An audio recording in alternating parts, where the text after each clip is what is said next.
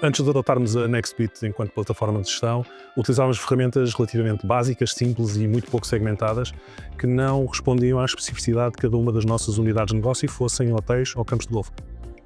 Isso realmente implicava maiores custos de manutenção reativa. Após a implementação do Nextbit, conseguimos não só centralizar todas as informações numa única plataforma, retirar daí ganhos de escala e eficiência económica, reduzir custos de manutenção reativa, mas sobretudo ter um impacto bastante positivo no plano de sustentabilidade e no programa de sustentabilidade da Discovery Hotel Management.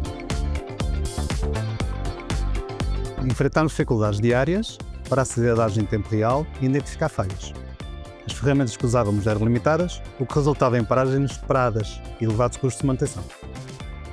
Optámos pela Nextbit pela sua capacidade de centralizar toda a informação numa plataforma única e pela integração de mais de 160 sensores. Essa solução permite diariamente consultar dashboard com KPIs utilizados, facilitando intervenções imediatas e planeadas. Uso com regularidade o dashboard interativo, pois fornece uma visão completa dos ativos e dos consumos, o que é fundamental para agir rapidamente em caso de desvios e garantir eficiência operacional.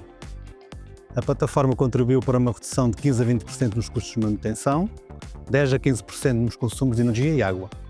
Por exemplo, num dos hotéis, um alerta precoce identificou um pico anormal, permitindo uma intervenção preventiva que evitou uma avaria dispendiosa.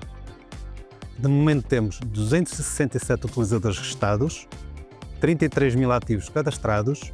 Em termos de volume de trabalho, temos 3.600 ordens de trabalho corretivas e 3.600 ordens de trabalho preventivas.